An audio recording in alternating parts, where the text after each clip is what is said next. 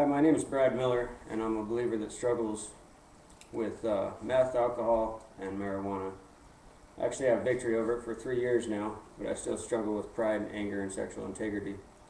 I've been coming to Celebrate Recovery for about 2 years now, and I'm the ministry leader at First Baptist Church in Boise. I was born in Boise to a 17-year-old girl who, even though she was more than likely stoned when she had me, had the peace of mind to give me a good life and offer me up for adoption. I'd already had my first blessing the first day of my life, or the first couple months of my life. By getting adopted, I was adopted into a good family. Mom and Dad raised me up good and gave me everything that I could have ever wanted. My dad would usually have a beer or two every day after work, and I never really thought anything of it. It just seemed like a natural thing. My mom was the greatest and still is the greatest woman I've ever known. And she did her best to raise me with a clean mouth and a grasp of God and the opportunities a child needs to be successful. Played baseball, attended public school, and did everything a normal kid does. Grew up in the country and had a big black lab, and that was probably my best friend at that point in time. There wasn't any kids that lived anywhere close by. I found myself having to occupy time by myself. I had no brothers or sisters, and there was only one neighbor kid. Looking back, some of it makes me wonder if that's where I got some of my loner personality. I rode motorcycles and had that big black lab to play with. That was my life from age 8 to about 12. I progressed through school, but I had a difficult time. I was sent to the principal's office often, and that was annoying to my parents because they were both well-respected members of the teaching community. I entered junior high, and I wasn't sure where my place was. I got along pretty well with everyone, and I was not too ugly that the girls wouldn't talk to me. I could never figure out how to make my appearance the way I wanted to make it look. And for that reason, maybe it's why I gave up on hair altogether these days.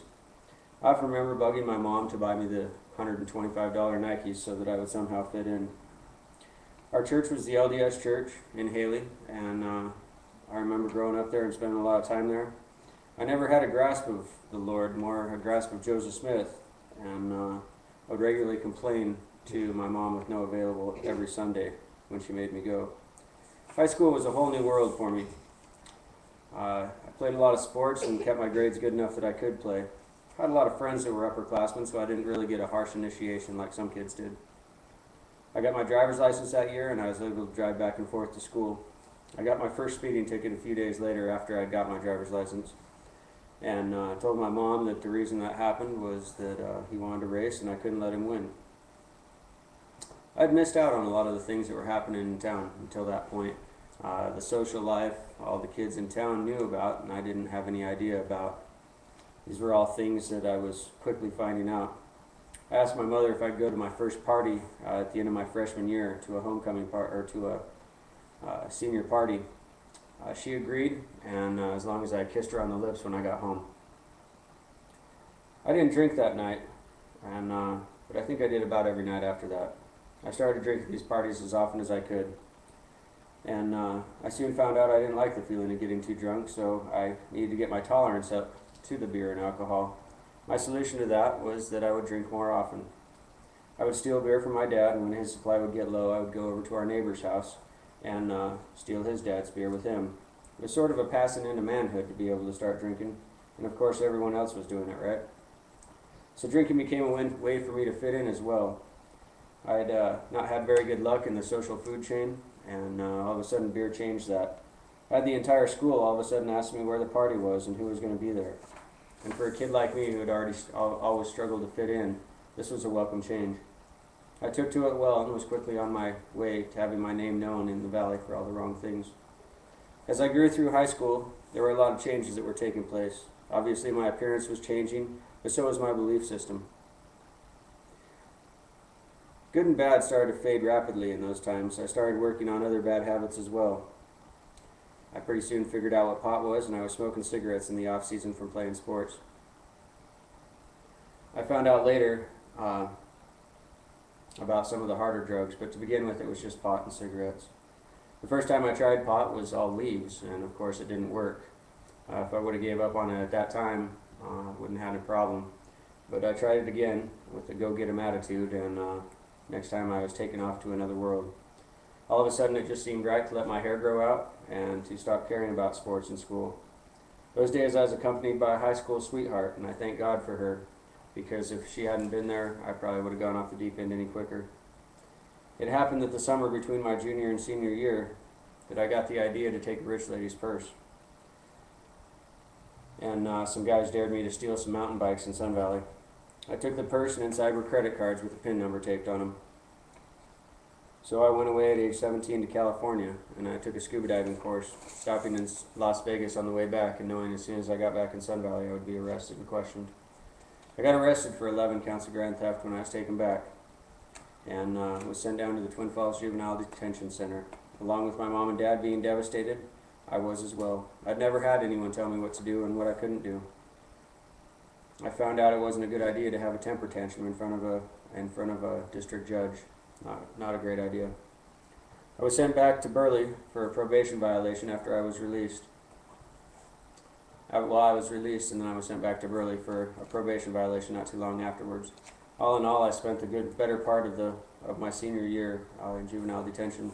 My mom and dad kicked me out 2 weeks later after I got home, and I lived between friends' houses and girlfriends' houses, and when all else failed, I broke into empty rooms at the motel. I met older guys and found the next love of my life, methamphetamine. It changed everything. I managed to get my GED still, and had my first big attempt to run away from myself and move to Florida, and I did that for about 6 months in 1995.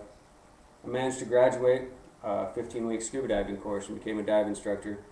I also gained a large cocaine addiction, and after I was done with scuba school, I drove down to Los Angeles and got a job teaching scuba diving. That was in 1995 as well. I got a small apartment and learned what to do and what not to do in a big city. I was much more interested in partying on the weekends than I was in doing my job. I also learned what crack cocaine was. One day I ended up getting in an argument with my boss, and I moved up to San Francisco. I got a great job there. I worked construction at the Oakland airport. I was making $28.70 an hour, which was fantastic for me. I traveled around some more, and it wasn't long before I lost that job as well. I just couldn't make it to work. I was getting too loaded all the time.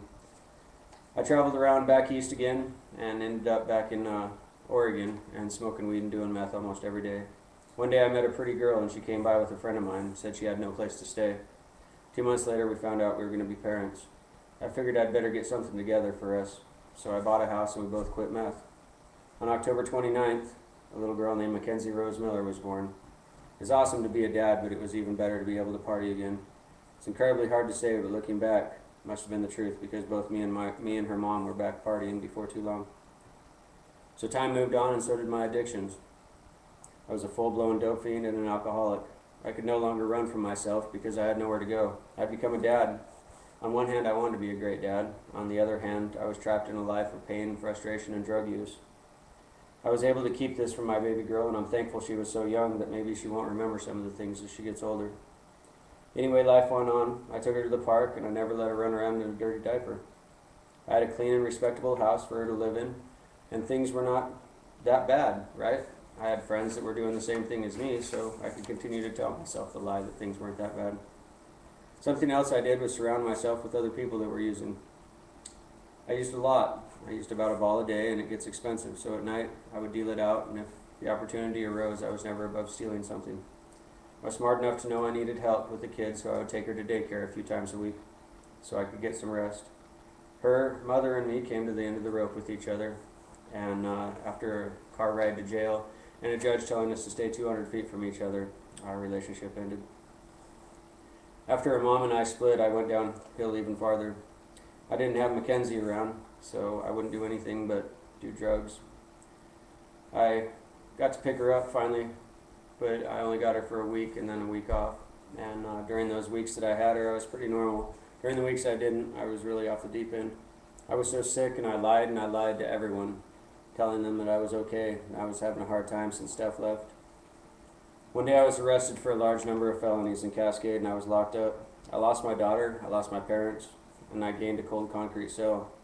It was a month into my time when I attended a Bible study on a Wednesday night just to get out of my cell. I walked in, and there was a long-haired hillbilly dude, and he asked me if I was tired of my best ideas getting me where they got me. I agreed, and we became friends. He told me about a God that loved me and was there for me to turn to when I finally hit the wall of myself. He told me that there was things that could change my life if I would just let him, just believe in him. All of a sudden there were some things that came back to me, and I remembered from my days growing up in church. I was able to get a writer in Cottonwood and ended up doing a therapeutic community. I went up there and did all I could and progressed through the programs as quickly as I could. As time went on, I started not to go to church anymore. After all, I was doing okay, right? God had done his work in me, and it was my turn to take my life back. I saw the judge and told him all the wonderful things that I had done. He didn't buy it, and he gave me another year in county.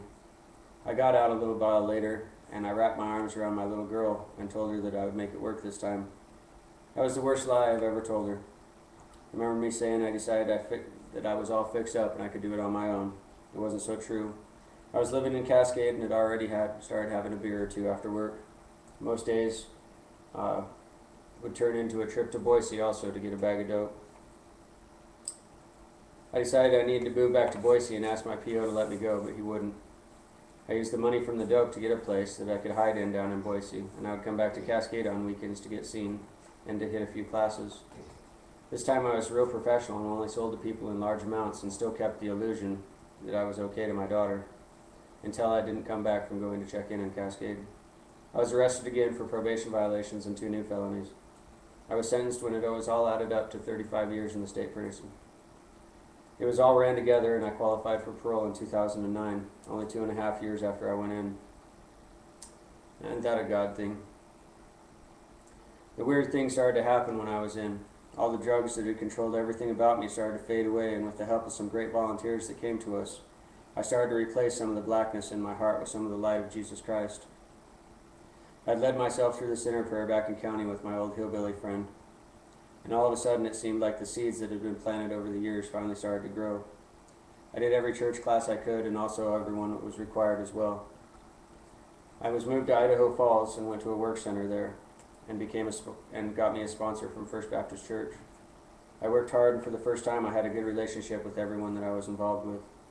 I moved back to Boise last September, and things are still going great. Since I've been released, I've had the opportunity to be part of First Baptist Church here in Boise and become the ministry leader for our Celebrate Recovery. I've got to build the Celebrate Recovery program, and things are good. I have a great relationship with my family, and there's never been a time when I've not brought looks of amazement from each of them to know that I've recovered completely. I had the opportunity to do a siding job with my dad. Me and my dad could never work on something for more than 10 minutes without screaming at each other. We completed a 3-month-long job together, and every day after it we looked at each other and just went, wow, what's happened? I also got baptized at First Baptist Church.